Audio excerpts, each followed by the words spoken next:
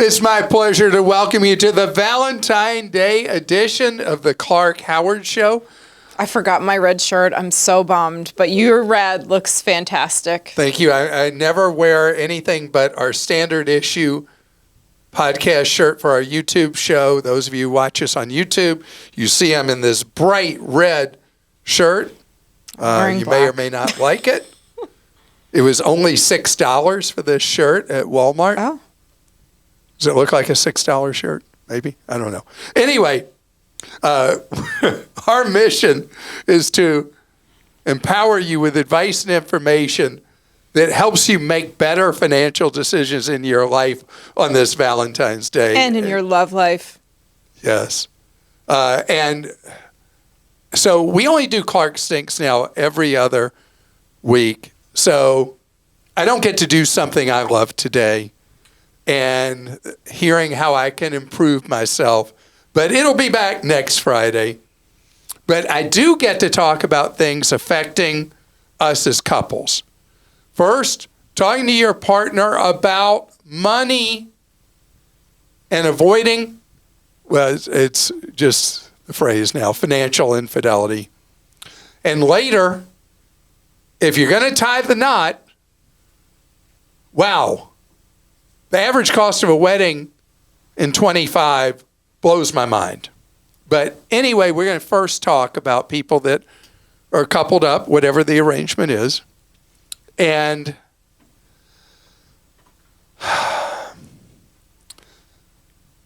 people keep a lot of financial secrets from the one they love. And every relationship has its own dynamics. But I will tell you, I know it's true from over the years on TV, talking with couples that are having money trouble. That money trouble by itself may or may not heavily hurt the relationship. But when one of the people in a couple finds out that the other has been hiding expenses or hiding money, you want to blow apart trust in a relationship, you will blow apart trust in the relationship. Please don't hide things from your partner or whatever your relationship is. If you're living as a couple. Now, there are couples that are married or living together or whatever who have a understanding with the person they're married to. And as long as everybody's on the same page about this, this is fine. And what would an understanding be? That you have your money, they've got their money, and then there's the house account where there's a sharing of common expenses in the house. You do your own retirement account, they do their own retirement account, you do your own savings account, they do their own, but the house account should have a savings component built into it. It's all about being prepared for that rainy day, because if each of you are responsible for your own savings and one of you is not as good as the other at it, and then a big expense comes and only one of you has the money for it, that's going to be a problem. If your arrangement is that you're sharing those common expenses, there should be an amount that's deposited into that joint account, and then you got the rest of your money you do what with, and part of what goes in every month in that joint account should be money for those oops that happen in life. But keeping it a secret about you did this, you did that, the secret purchases, the secret debt, whatever, big mistake, big mistake. I don't want you doing that. And a lot of couples don't like talking about money. I don't want you obsessed with money. Is that what I'm saying? But it's really good for a couple to have conversations even before you get married or might move in together or whatever. It's really important to have conversations. What are your goals? What do you hope to do someday? When do you want to retire? Where do you want to live? How are you going to pay for that? Having conversations about money when you're not sore at each other is really helpful for that relationship. You don't want money to undermine the love that you have for each other.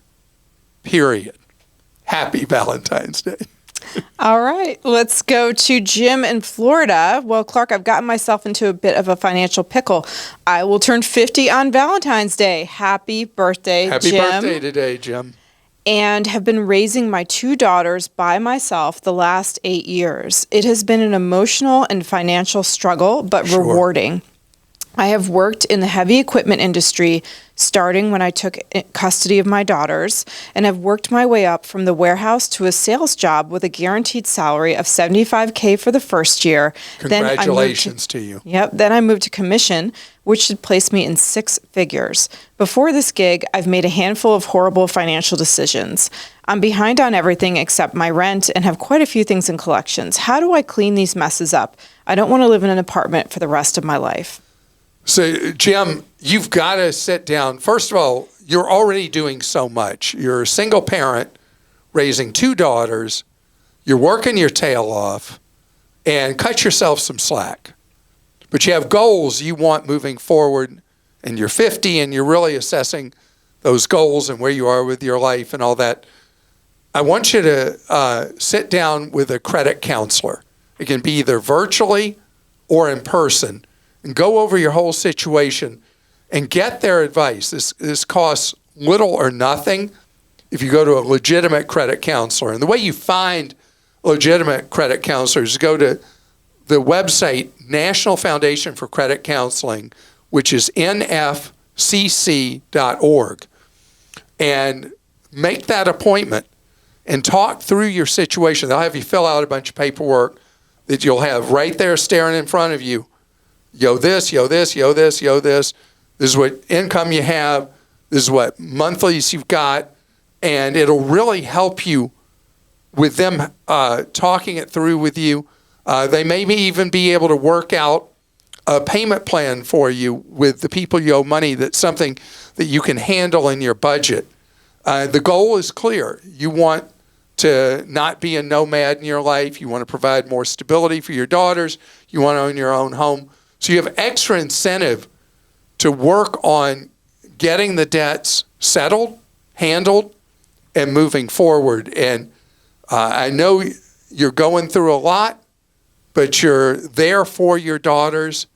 And let me tell you, you're making a big difference by doing that.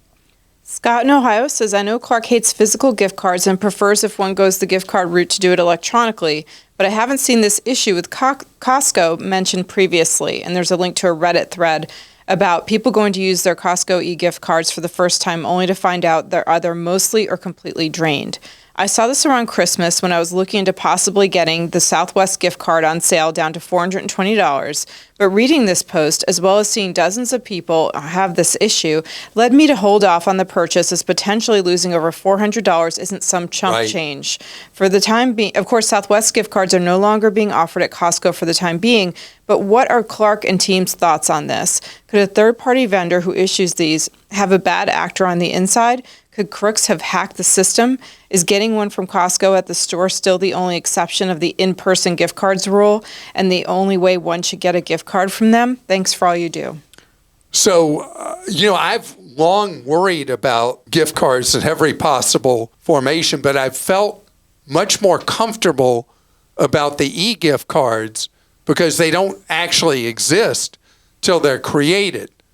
It would require some form of hack, as you suppose, inside a company or someone who has hacked into your computer to get to them. The physical gift cards have so many dangers to them. Now, let's take one that you buy that the Costco, what they call them, not cash cards, shop cards.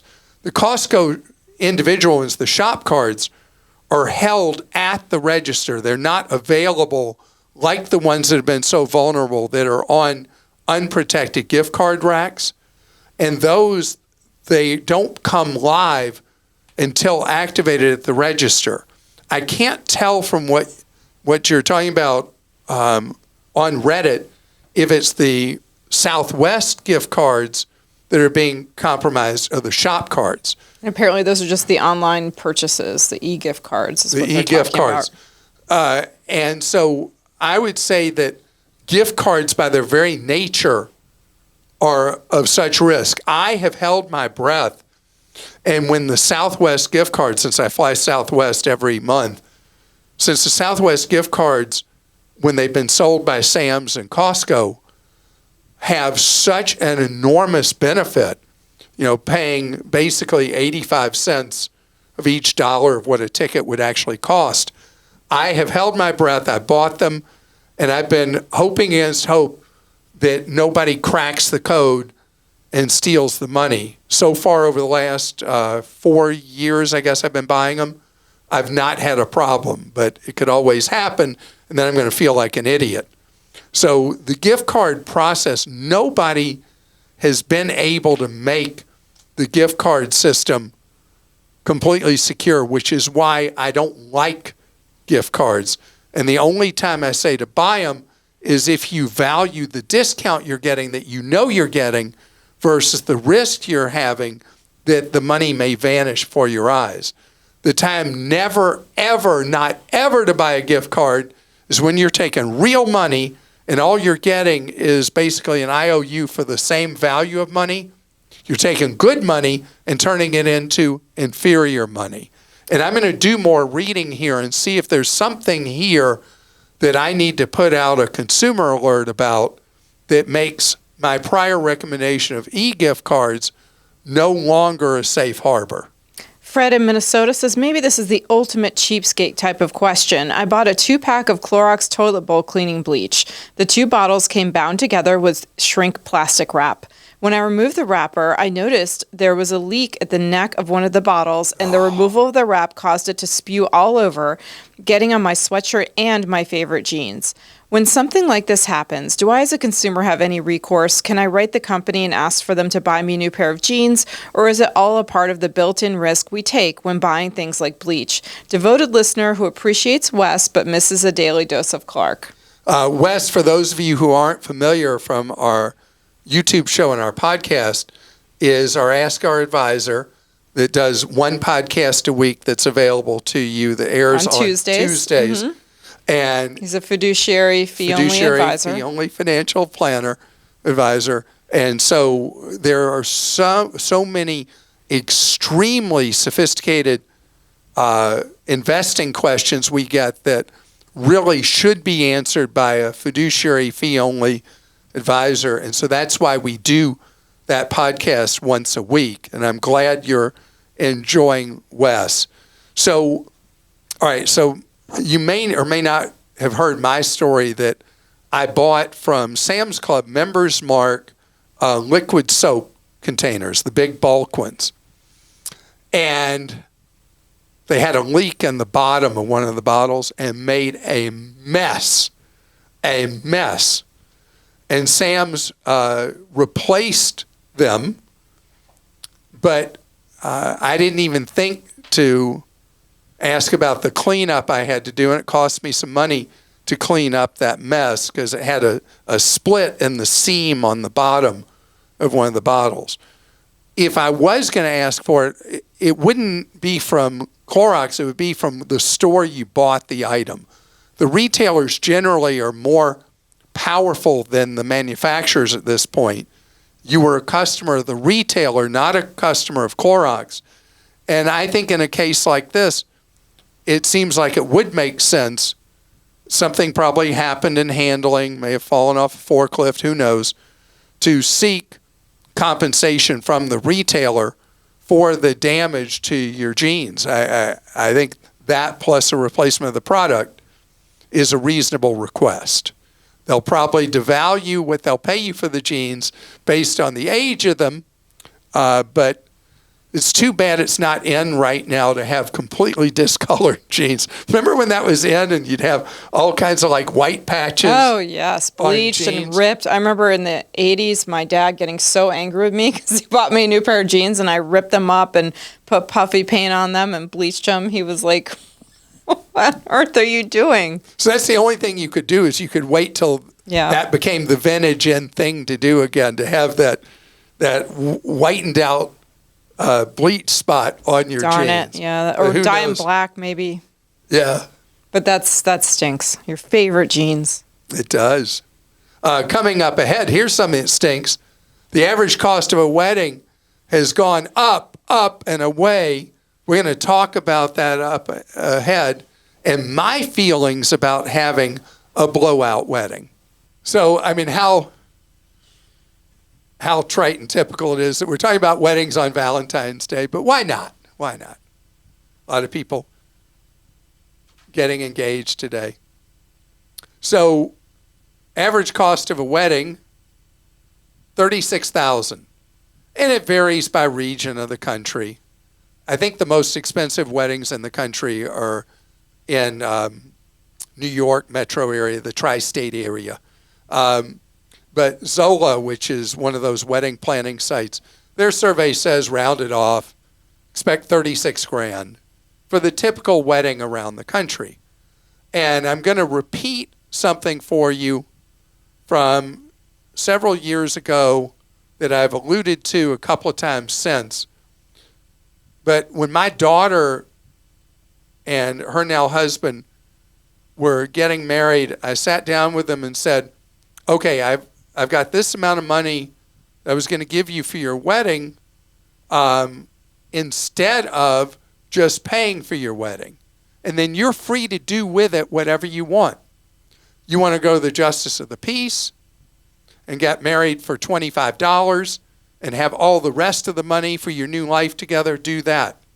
You want to spend all the money plus more on your wedding, up to this amount is yours. Beyond it, well, that's out of your pocket. So I did this because if you're a parent paying for a kid's wedding, going into a wedding, it seems like the most important thing is the wedding, the wedding, the wedding, the wedding. And it's an old wives' tale that I think is true, that the success of a marriage is inversely proportional to how much money you spend on the wedding. And so remembering that is the commencement of what you hope is a long and happy union together, it is not the end of things, it is the beginning of those great expectations. So spending tens of thousands of dollars on a wedding, what's the point? I mean, what you want is you want to have something where your family and friends are together, if that's what you want to do.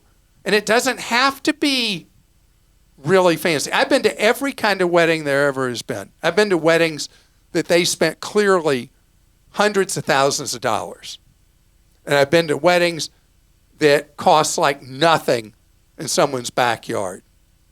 And everything in between. So think about it. What's the goal? Is it to have a down payment on a house? Would it be better to go into a marriage without personal debts? And if you have a parent who gives you a sum of money, you do the wedding as cheap as you can, and then you go into your marriage debt-free or as close to it as you can. In my daughter and son-in-law's case, they did a wedding that was very nice, but very modest in cost. And they did take the difference and use it towards a down payment on a house. And you got to do what's right for you. If everything's about having this giant fancy wedding, fine, if you can afford it. But go into debt for that? No way, not any day. Christa? Okay, this first question's from Kevin in Georgia. Hi, Clark, longtime listener, first-time quote-unquote caller. My wife and I are planning our 20-year anniversary trip. Congratulations, for the end of September. We were thinking of going to Oktoberfest in Munich. I was told to fly into Amsterdam, then train our way over. Any advice would be amazing. What's the best time to buy, fly into and out of, hotel in Munich that would cost as much as a car. Thank you so much. That would not cost as much as a car. Thank you so much. You're the best. Thank you very much. In 20 years, congratulations. And you're so smart to do your anniversary trip in the fall. Don't know if you were married in September, but this is smart because you're moved past the peak season. You're in what's called shoulder. The airfares will be a whole lot cheaper. The shoulder fare sales aren't going to start popping up for about another month. And the shoulder fare seasons cover April, May, September, October most years. The fares in September, October to Europe, you're from Georgia in the southeast U.S., the fares should be somewhere around $550 round trip. If Atlanta is your normal airport, though, Atlanta is one of the most expensive cities in the United States to fly internationally because of dominance by Delta Airlines. So the best deals are going to be actually flying up to New York potentially, spend a night there, do some sightseeing, make it part of your 20th anniversary trip, and then fly from New York to Europe, and it'll be less than the $550 likely in the shoulder season airfare sales. And go into Europe wherever the great deal is. Wherever you are in Europe is all going to be fun. And then work your way over to Munich by car, by train, even by discount flight if you're way to the west in Europe, and go over to Munich. No fooling hotel rates during Oktoberfest. They are very, very high. Book a refundable room for your hotel stay in Munich as you work out your itinerary, because way ahead of time for Oktoberfest, the hotel rates tend to be marked as high as they think anybody will ever pay. And then this is why you book a refundable hotel room, because you reshop it repeatedly once a month leading up to your Oktoberfest stay. And again, congratulations. Have an absolutely great time. You could do the Amsterdam thing, but no, it's wherever in Europe the best deal pops up for shoulder season fares. Amy in Oregon says, my 18-year-old son would like to plan a trip with his friends this upcoming summer, and he is thinking about Mexico. There will be 10 to 15 boys traveling together. They would like to stay in a resort. They don't have much money. Is Mexico a safe option, or any other ideas for a group of kids who are not yet 21? We're both laughing because we both have 19-year-old sons. Oh, my goodness. Okay, so, statute of limitations has run out on this. My son was 18 his senior year in high school, and they were having an unsanctioned, unofficial trip that we had some parental units on as loose, what do you call that? Chaperones. And they can party, they can drink, they can be crazy. You really got to think about your son's maturity at 18 if you let them just all go together without any adults along at all. I, too, attended such a trip.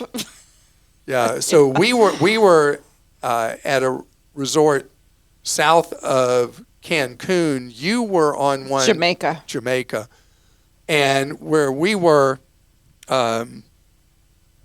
sitting my son one night when he was throwing up after drinking. So the kids can be as wild as they can be, and some of them will be somewhat responsible, some will not be. And Mexico, safe, not safe.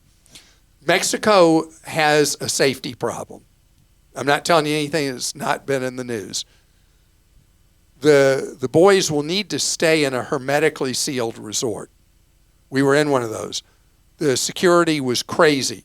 First, you went through a military checkpoint, or they appeared to be. They were in military-type uniforms, may have been some kind of police. Then, at the resort, there was what looked like a 15-foot high fence, like you were going to a rich people's prison. And then there was a double security gate into the resort.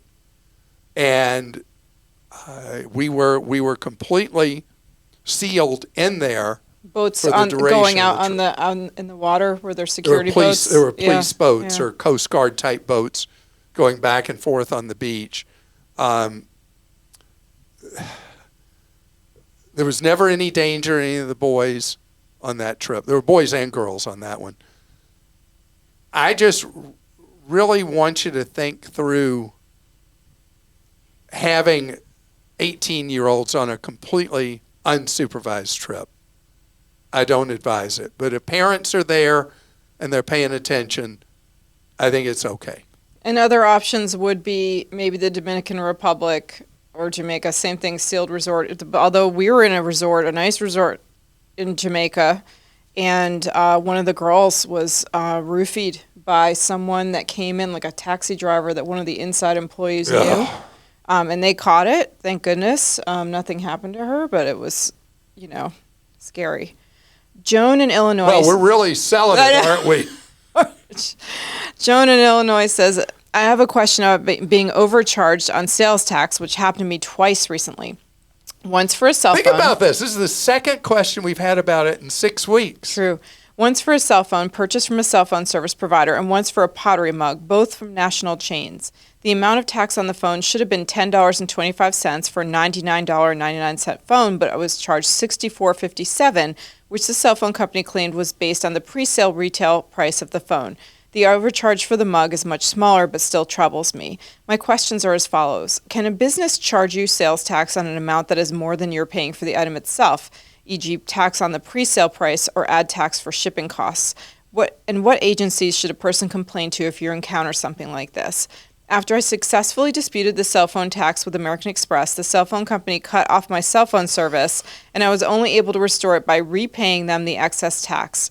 They contacted me out of the blue 17 days later and apologized on the overcharge and credited the amount to my cell phone bill. But this was after I had lodged a complaint with my state's tax fraud division, so I'm guessing the refund was likely connected to my complaint. Going forward, I will be scrutinizing bills to verify the sales tax is correct, but I'd like to know what government agencies should be alerted to this behavior. So I talked about the other side of this coin when this came up 6 weeks ago. So there are state sales taxing authorities that hold that if, let's say with a cell phone, the cell phone carrier did not buy the cell phone from the manufacturer of that phone for $99.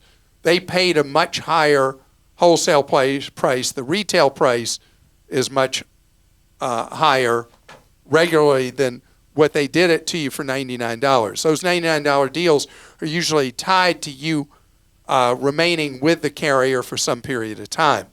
So in some states, the sales tax authorities hold that the tax is supposed to be charged on the actual real value of that phone, not the fake price put on. We learned about this 20-something years ago when there was a big thing in the country where you could get a desktop computer and monitor for free in return for signing up for a dial-up internet service provider, which is something, if you're too young to know what that is, thank goodness you don't know what that was. But anyway, we would get complaints that people were being charged sales tax on this crazy price on a computer they were getting for free. And the number of states were calculating the sales tax based on the retail value. In your state, in Illinois, maybe they don't calculate that way. And that's why the cell phone company later said, oops, here's your money back. You're right, we were wrong. And it's hard for them to know what the sales tax procedure is in all 50 states. I'm going to give them the benefit of the doubt they were just incompetent. But that's what's going on, and you're so smart to stand up for yourself. But in a number of states, you actually do have to pay the higher sales tax based on the real value of the phone. or a similar item. I want to thank you so much for joining us. I hope that your Valentine's Day is wonderful. I'm supposed to say Valentine, not Valentine's Day, is wonderful, and that your weekend is outstanding. And I don't know what to do with myself on this first weekend with no football, but I will figure out how to survive that and have a great one, and know that we're here serving you all weekend long at Clark.com and ClarkDeals.com, and know what we're all about today and every other day of the year, empowering you so you save more, spend less, and avoid getting ripped off.